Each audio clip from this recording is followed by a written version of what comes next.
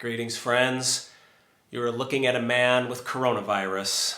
I have it. My girlfriend has it. It's been about 5 days now, so I'm coming out the other side of it. I just am feeling deeply lethargic and contemplative too, a little bit depressed, and I got serious brain fog. What would that be like? Ribbit. On my sick bed, I've been listening to some audiobooks, one of which is about the French existentialists, and it brought Albert Camus back into my life. Long ago, I read his famous essay, The Myth of Sisyphus, and the first two sentences in that essay are classic.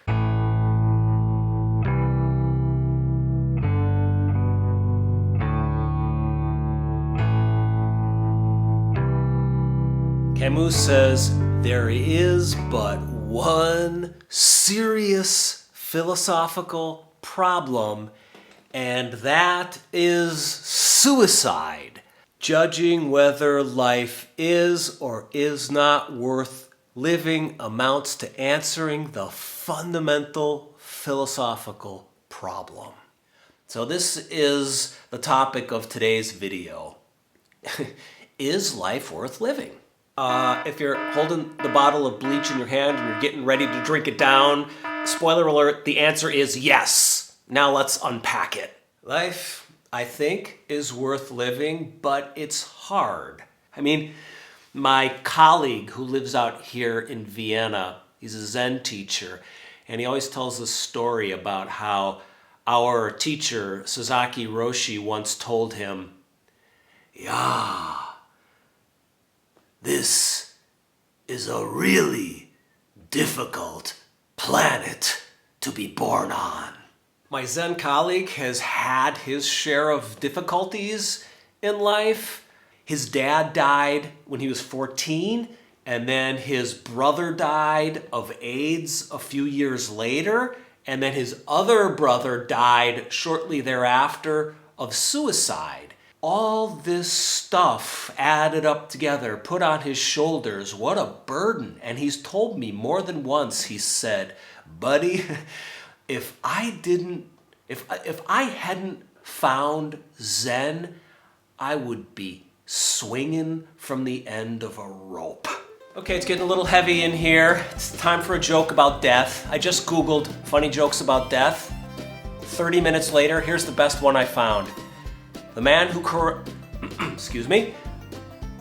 invented autocorrect has died. Restaurant in peace. Okay, last death joke. How do we know death is a man? He always comes quicker than expected. My colleague found Zen. Zen kept him off the end of the rope. And religions and spiritual traditions, this is like their bailiwick. They give life, for some of us, meaning, shape, and purpose, and a kind of aim. It's a very strange life if you just pull back a little bit and think about it. I didn't choose to be who I am. I didn't choose to be here. I didn't choose to be this. I wouldn't choose this. I would choose someone younger, hotter, less bald, more buff, way smarter, and about 80% less neurotic. Oh, and funnier. I would choose someone a lot funnier. And yet here I am, here you are, here we are, every day, day after day, forced to be ourselves. For what purpose? To what end? Why do we have to go through this? Many or most religious traditions, like the Catholicism that me and my colleague grew up with, tell us that the purpose of all this is so that we can play our cards right, align our behavior with the dictates laid down by the divine providence in the Bible, and ultimately one day get to heaven, right? So religions offer certainty. Zen Buddhism doesn't offer the same kind of certainty. It doesn't tell you what's going to happen after you die, and it doesn't tell you the meaning of life. It offers some very solid principles and then points you to the cushion and says, sit down and figure this stuff out for yourself. We consider ourselves to be the hardware, and we're just looking desperately our whole lives out in the world around us for the answer software. Stop looking for easy answers outside of yourself. You got to sit on the cushion and come to your own conclusions.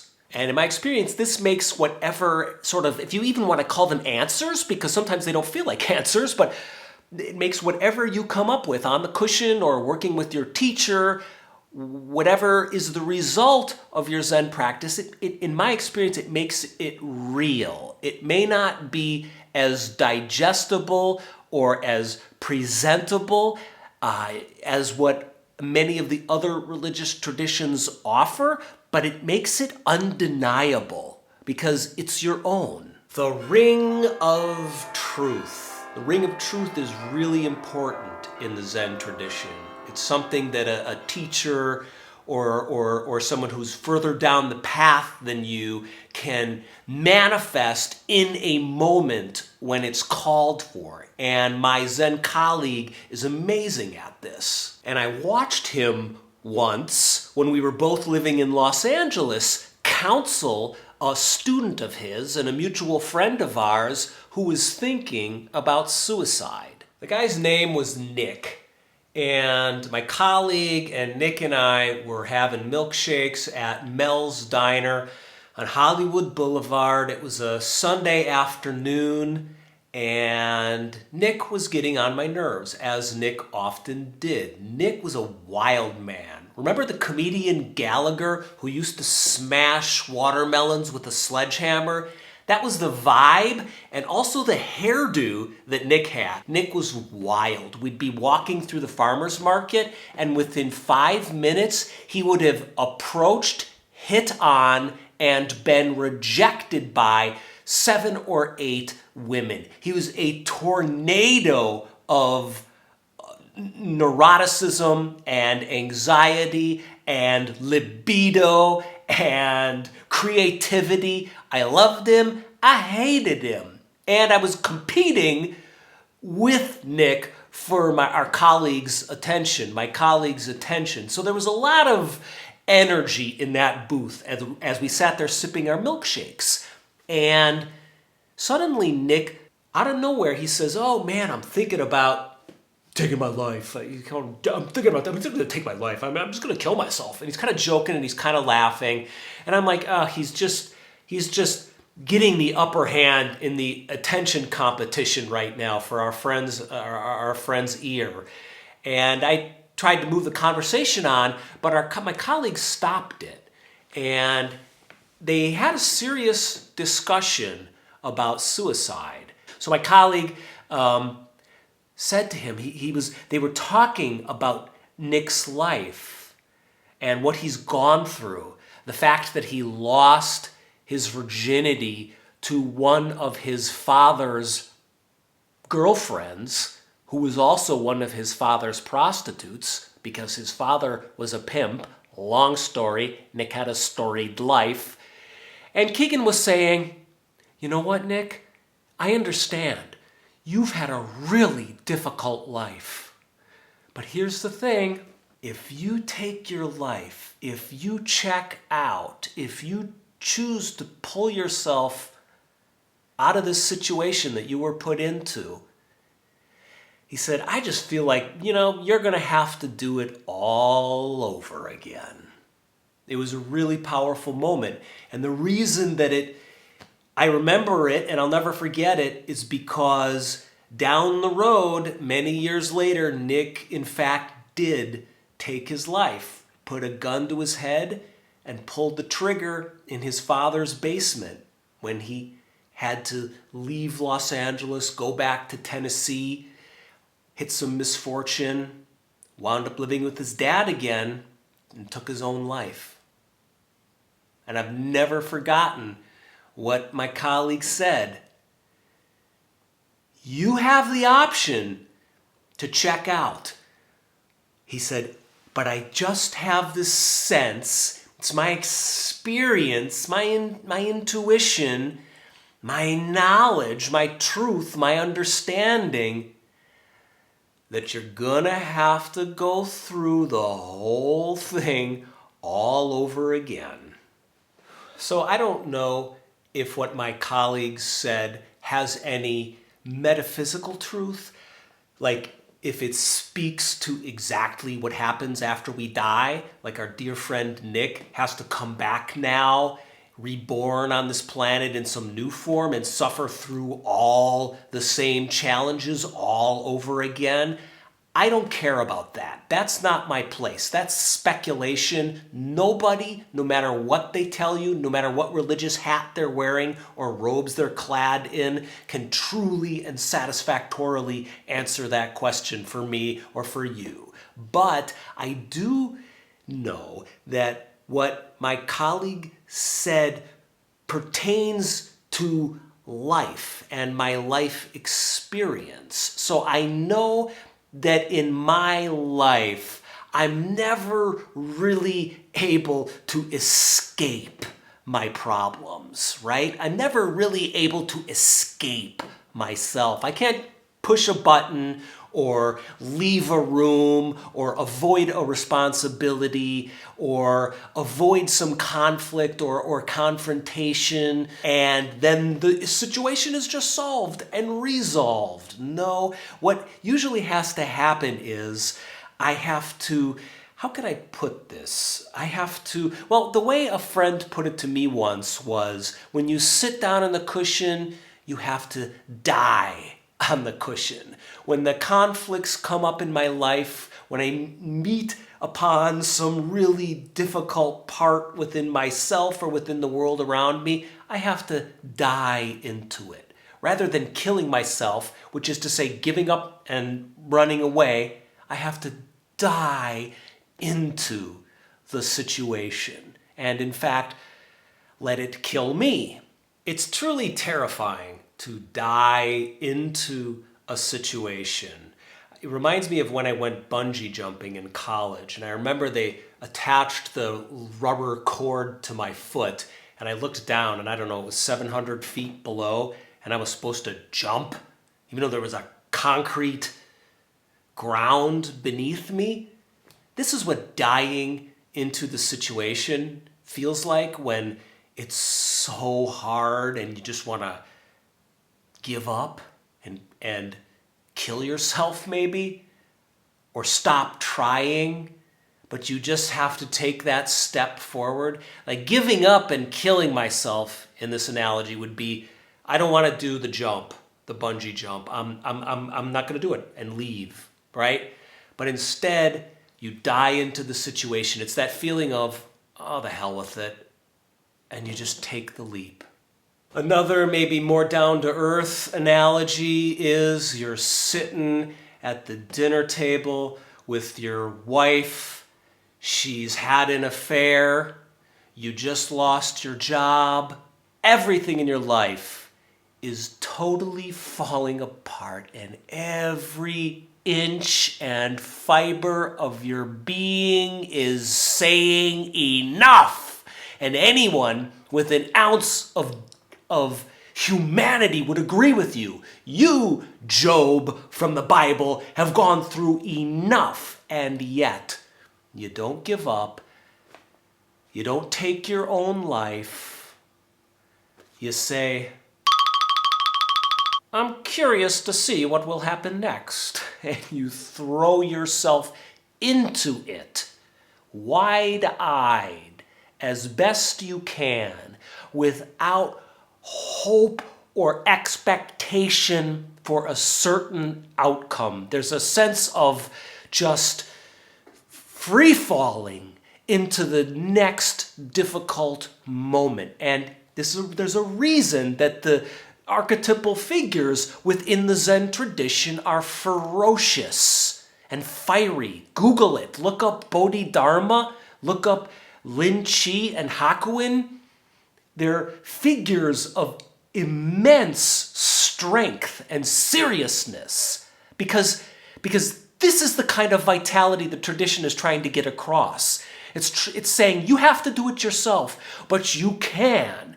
You die into that next moment, and then you're reborn. It's the death that's important, okay? So I hope I've been able to, so far, make clear that there is a difference between suicide and dying into your life and the circumstances of your life, okay? Suicide is Ouroboros, the snake eating its own tail.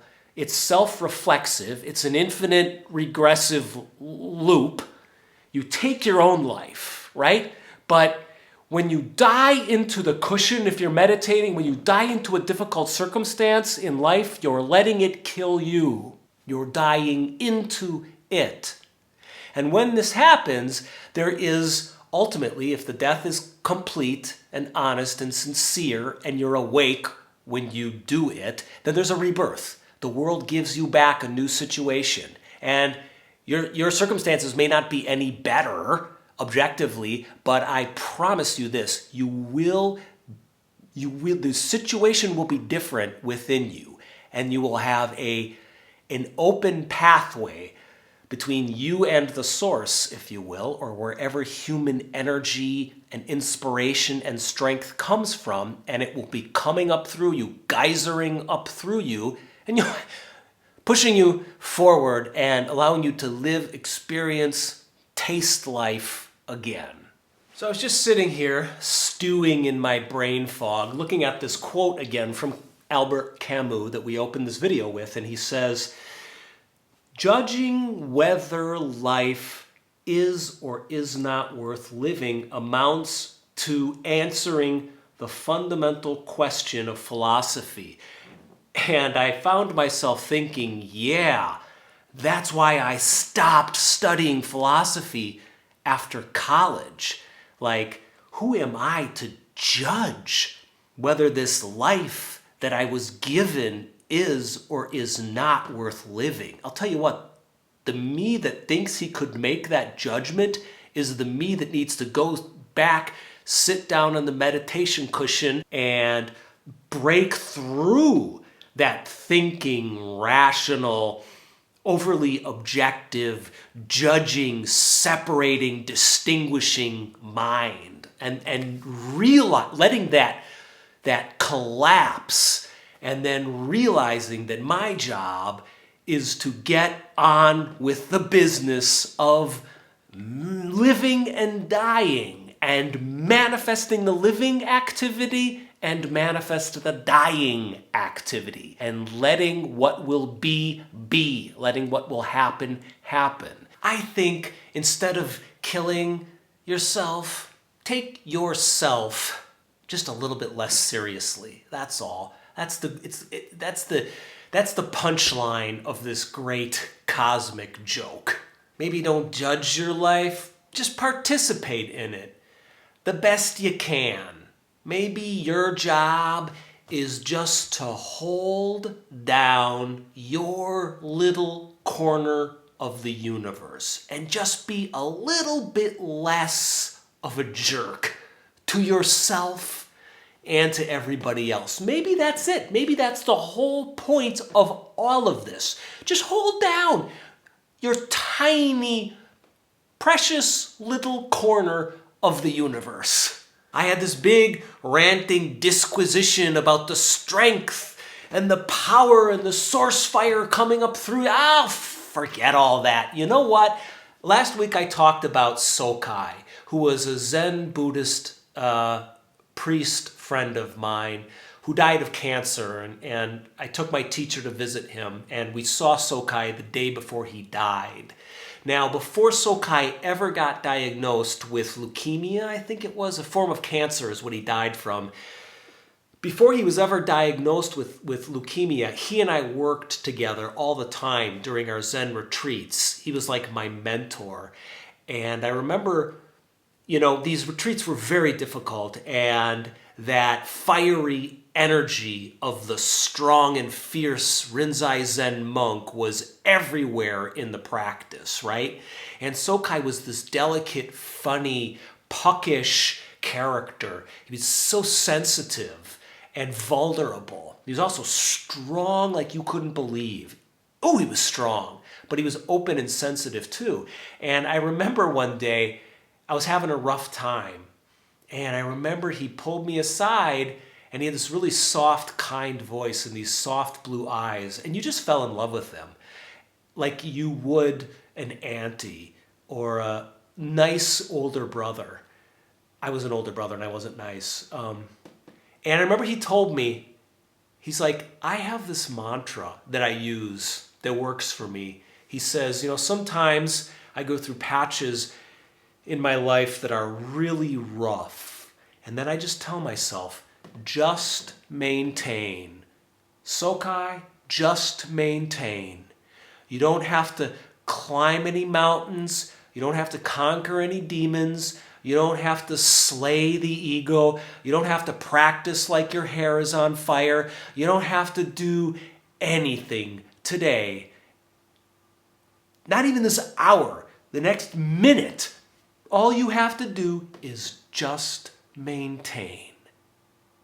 And so when maybe you're feeling the overwhelming pressures of life and it all feels pretty hopeless and you're wondering, what was I put on this planet for, and why do I persist in this existence which is filled with so much suffering, so much evil, so much pain? You say, you know what, self?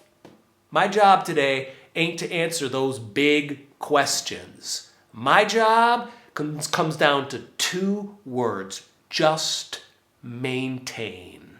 Maintain a minimum but sufficient amount of sanity, love, intelligence, and mindfulness in this moment. And that's 100% enough. I hope this video is helpful for you. If you would like to support this channel, I have a link in the video description below to my PayPal and my Patreon pages, my links. You can go there. You can support this channel. Keep your chin up. Hit the subscribe, hit the like, hit the notifications, and don't hit yourself. Die into the next moment. Die into the next Mormon. There's that brain fog. Die into the next Mormon, and you will be reborn in the next Mormon. New, fresh, and ready to give back to the world. They gave the next moment back to you. And I'm going to give myself a nice, long shower and then a nap. Good night, folks.